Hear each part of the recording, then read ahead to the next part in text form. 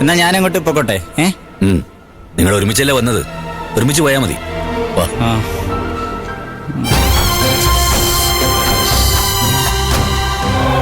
ചേച്ചി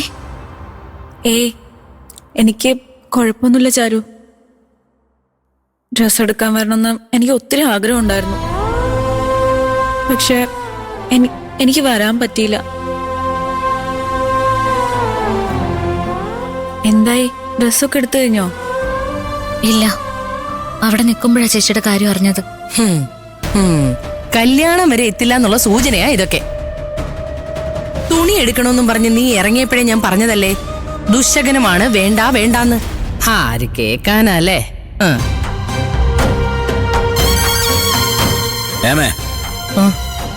ചാരുവിന്റെ കുറ്റം കൊണ്ടാണ് ഇങ്ങനെയൊക്കെ സംഭവിച്ചത്.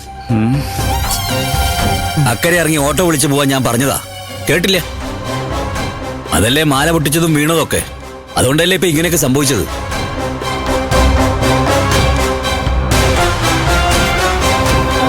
എവിടെ വെച്ചാ ചേച്ചി മാല പൊട്ടിച്ച്? രമേശ് ഏട്ടൻ കടവിൽ വരാന്ന് പറഞ്ഞിട്ടുണ്ടായിരുന്നു. പിന്നെ വിളിച്ചു പറഞ്ഞു ജംഗ്ഷനിൽ ചെല്ലാൻ. ഞാൻ അങ്ങോട്ട് പോകുന്ന വഴിയാ ഇതൊക്കെ സംഭവിച്ച.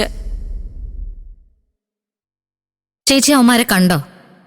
ഇല്ല, അവര് ഹെൽമെറ്റ് വെച്ചിട്ടുണ്ടായിരുന്നു. ചെറുപ്പക്കാരായിരുന്നോ? നല്ല ചെത്തിയക്കന്മാരായിരുന്നു. നമ്മുടെ വാർഡിലോ പഞ്ചായത്തിലുള്ളവരൊന്നുമല്ല. ആണെങ്കിലേ മുഖം മൂടി ഇട്ട് വന്നാലും ഞാൻ പിടിക്കും. അയ്യോ ചേച്ചി, ഇതൊന്നും കാര്യമാക്കണ്ടോ. ഇതൊക്കെ സ്ഥിരമല്ലേ ചേച്ചി? എല്ലാ ദിവസവും ന്യൂസ് നമ്മൾ കാണുന്നതല്ലേ. സ്ത്രീകളുടെ മാല പൊട്ടിച്ചു, റോഡിൽ വലിച്ചടിച്ചുകൊണ്ട് പോയി എന്നൊക്കെ പറയണം. എന്തായാലും ഒന്നും പറ്റിയില്ലല്ലോ, അത് തന്നെ വലിയ കാര്യം.